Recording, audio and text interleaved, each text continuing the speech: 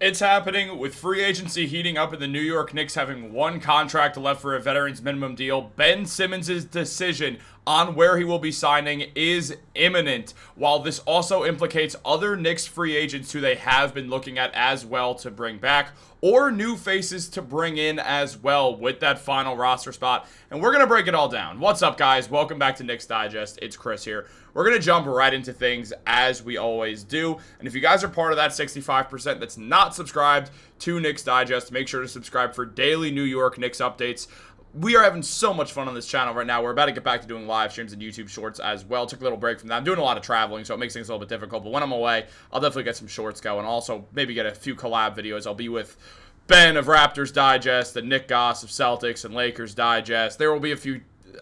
I'll be with a few of the guys, but that's not the point. The point is right now, Landry Shamet was excellent for the Knicks last season, but now could be losing his role with the team as they might not have the money to sign him if Ben Simmons ultimately decides that he will be playing basketball for the New York Knicks. The Ben Simmons situation is heating up. We know Ben loves the spotlight, and he is going to do what he can in order to get the best deal possible for himself, and the Knicks are one of the teams that are in at the end of this whole situation. Now, it was revealed by Brian Windhorst that he's going to make a choice in the next week, and the Kings, Suns, Knicks, and Celtics have all been the teams connected to him. So Simmons will likely end up on one of those teams after a season where he put up 22 minutes a game with 5 points, 5 rebounds, and 5.5 assists. He got nearly a steal per game. The on-ball defense is very much still there. Ben Simmons is an excellent defender, and he's a good playmaker as well. Obviously, he famously does not shoot threes or really any jump shots at all. He just turned 29 years old, and his career has definitely spiraled, to say the least.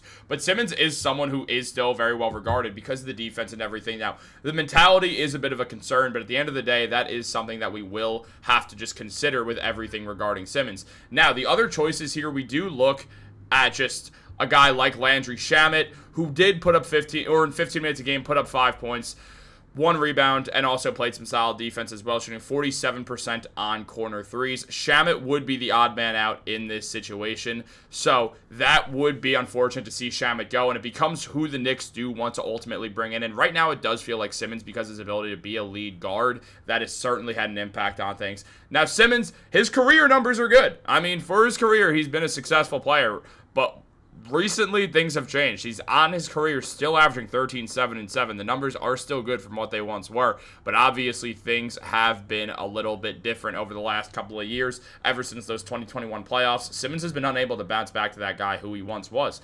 Now, Simmons in the playoffs last season, it really did not get a ton of minutes at all. He averaged around 8.4 minutes a game and only played over 10 minutes once, and after that fell out of the rotation. I mean, in this span, he averaged 1 rebound, 1 point, and 1 assist. So obviously the minutes were limited and his impact was limited because of the minutes and all that. But it is something to be very well aware of, that he wasn't even in a playoff rotation last year. And Shamet did fight and make his way into one, which does make things a little bit different. As in his final 4 games when he actually got minutes with the Knicks, he averaged 6 points with 2 assists, played very good defense on Tyrese Haliburton and TJ McConnell, and shot 54% from 3. He was absolutely excellent, and I am a little biased towards Landry Shamet. I'm a big fan of his game. I've been a big fan of his game, and I think he's the right guy for the Knicks to bring back in. However, adding more size onto the Knicks bench with Ben Simmons is definitely an enticing option, even though I do love Landry Shamet. So that's the decision that Leon Rose is going to have to come down to and make, and it is a tough decision and could really go wrong, which is why you hear the sirens in the background, because it could be a potential emergency. So with all that in mind, it is going to be a tough decision for what the Knicks want to do. Now, diving into what an anonymous GM said, of all the places he could land, the Knicks would be at the bottom of the list. They're the long shot. He doesn't want the scrutiny, and he doesn't want to have room to use the whole roster. That's one reason why they got rid of Coach Tom Thibodeau. If you're bringing a veteran who's hurt half the season, it's going to prevent you from seeing what you've got with your young guys as well. Given the Knicks are contending, though, so that doesn't make a totally large amount of sense, anonymous GM. And Mark Stein mentioned that the Knicks are one of the teams most interested in adding Simmons to their roster, alongside the Phoenix Suns, Boston Celtics, and Kings. New York, unlike the rest of their listed competitors, have a real chance to win a lot of games and the NBA Finals in the 2025-26 season, making their pitch to Simmons much more attractive for the short-term deal that he would be offered. So that's the thing. If you're Ben Simmons, let's be real about this. If you're Ben Simmons, to me, there's a few different ways you can go with this.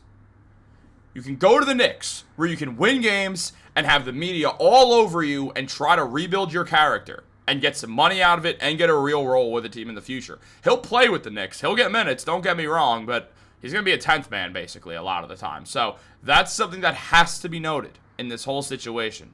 The Knicks also lack some size, so bringing in someone who's 6'10" would help, especially who's got those guard skills. There is a lot enticing about Ben Simmons, don't get me wrong.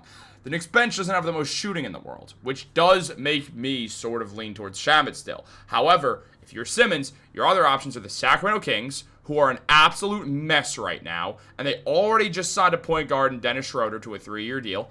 So they're giving $15 million annually to Schroeder, so that's something you have to consider if you're Simmons, knowing that you're never really going to be able to break into the starting lineup, or likely not. You can definitely get past Schroeder, but it's a matter of they just gave him a ton of money unless they're going to ultimately trade him for assets down the line. We'll see what happens there.